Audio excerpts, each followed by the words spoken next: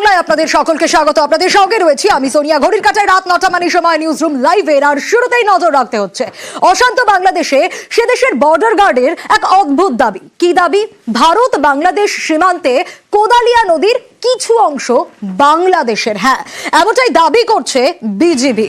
Bangladesh border গার্ডের এক senior officer এই মন্তব্যই করেছেন যেন এই জায়গায় কোনো অধিকার ছিল না তাদের। সেই অধিকার এতদিনে, সেই অধিকার যেন এতদিনে অর্জন করেছে বাংলাদেশ। আদৌ কি তাই? কারণ ভারত বাংলাদেশের সীমান্ত তো নির্ধারিত। দু দেশের সীমান্ত নিয়ে কোনো বিবাদ নেই। জল সীমান্তও নির্ধারিত, স্থল সীমান্তও নির্ধারিত। তাহলে কেন, কি কারণে এই অদ্ভুত দাবি বিজিবির? যদি নদীটি দেখতে পাচ্ছেন, এটা স্থানীয়ভাবে এই নদীটার নাম হচ্ছে কোদলা নদী। আর আমরা অফিসিয়ালি এটাকে আসলে কোদালিয়া নদী হিসাবে জানি। আগে যেটা হতো যে বাংলাদেশি কোনো নাগরিক যদি এই নদীর কাছাকাছিও আসতো বা নামার চেষ্টা করত, তখন আমাদের প্রতিপক্ষ কর্তৃক তারা বাধাপ্রাপ্ত হতো। যেটা গত কিছুদিন ধরে আমরা এটাকে উতরিয়ে এসেছি। বর্তমানে এই নদীটা যেহেতু বাংলাদেশের সীমান্তের অন্তর্ভুক্ত, এখন এই নদীতে পুরো আধিপত্য এবং নদীর পুরো অধিকার যেটা, সেটা আমরা প্রতিষ্ঠা করেছি। এবং বর্তমানে আমাদের প্রতিপক্ষ কর্তৃক আমাদের যারা স্থানীয় জনগণ আছে তারা কোনো রকমের বাধার সম্মুখীন হচ্ছেন না। এবং আপনারা দেখছেন যে আমার বাম পাশে যেই নদীর উপরে দেখছেন, এখনই আমাদের লোকজন প্রায় কাজ করছে, বাংলাদেশি মানুষ যারা মাছ ধরার চেষ্টা করছেন। এই অবস্থাটা গত প্রায় 2 সপ্তাহ ধরে আমাদের এখানে চালু আছে। দেখলেন এই অদ্ভুত দাবি বিজেপির, যদিও এই দাবি ভিত্তিহীন। যে দাবি বিজেপির তরফ থেকে করা হচ্ছে সেই দাবি ভিত্তিহীন বলে জানিয়ে দেওয়া হয়েছে বিএসএফ এর তরফ থেকে। স্পষ্ট জানানো হয়েছে বাংলাদেশের দাবি ভিত্তিহীন, কোনো রকম ভিত্তি নেই তাদের এই কথায়। বিএসএফ এর তরফ থেকে এ কথা স্পষ্ট করে দেওয়া হয়েছে। এবং যেমনটা আপনাদের বলছিলাম, সেক্ষেত্রে বাংলাদেশের যে বর্তমান পরিস্থিতি, তাতে কেন এই ধরনের দাবি করছে বিজিবি? তাহলে কি শুধুমাত্র সীমান্তে উত্তেজনা পরিস্থিতি তৈরি করার জন্যই এই দাবি? ভারত বাংলাদেশ দুই প্রতিবেশী রাষ্ট্র, দু দেশের নাগরিকদের কথা, সংস্কৃতি একই ধরনের, যাতায়াতেও বাধাহীন, কোনো রকম কোনো বাধা নেই। আর এই প্রেক্ষাপটে ওই অংশ যদি বাংলাদেশের হয়, তাহলে তা বাংলাদেশের নাগরিকরাই ব্যবহার করবে।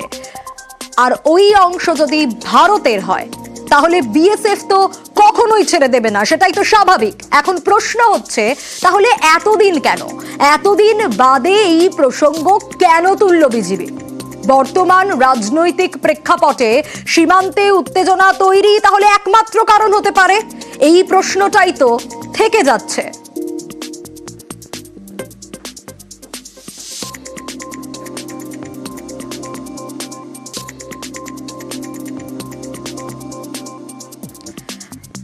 ঠিক যেমনটা বলছিলাম আপনাদের, অশান্ত এই বাংলাদেশে সে দেশের বর্ডার গার্ডের অদ্ভুত দাবি। আরো একবার শোনাবো কি দাবি করছেন তারা।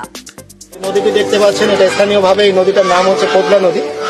আর আমরা অফিসিয়ালি এটাকে আসলে কোদালিয়া নদী হিসাবে জানি। আগে যেটা হতো যে বাংলাদেশি কোনো নাগরিক যদি এই নদীর কাছাকাছিও আসতো বা নামার চেষ্টা করত, তখন আমাদের প্রতিপক্ষ কর্তৃক তারা বাধাপ্রাপ্ত হতো।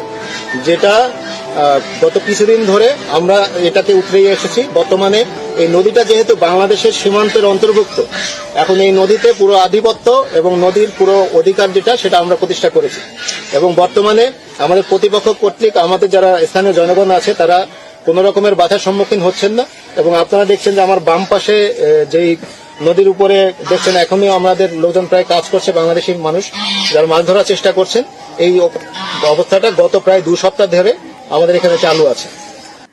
শুনলেন, ভারত বাংলাদেশ সীমান্তে কোদালিয়া নদীর কিছু অংশ বাংলাদেশের বলে দাবি করছে বিজিবি। বাংলাদেশের এই বর্ডার গার্ডের এক সিনিয়র অফিসার, তার মন্তব্য যাতে এই জায়গায় কোনো অধিকার ছিল না তাদের, সেই অধিকার এতদিনে অর্জন করেছে বাংলাদেশ। আর প্রশ্ন উঠছে, আদৌ কি তাই? তার কারণ ভারত বাংলাদেশের সীমান্ত তো নির্ধারিত, দু দেশের সীমান্ত নিয়ে তো কোনো রকম কোনো বিবাদ নেই। তাহলে কেন এই অদ্ভুত ধরনের দাবি করছে বিজিবি? কিন্তু এই দাবি ভিত্তিহীন বলে জানিয়ে দেওয়া হয়েছে বিএসএফ এর তরফ থেকে।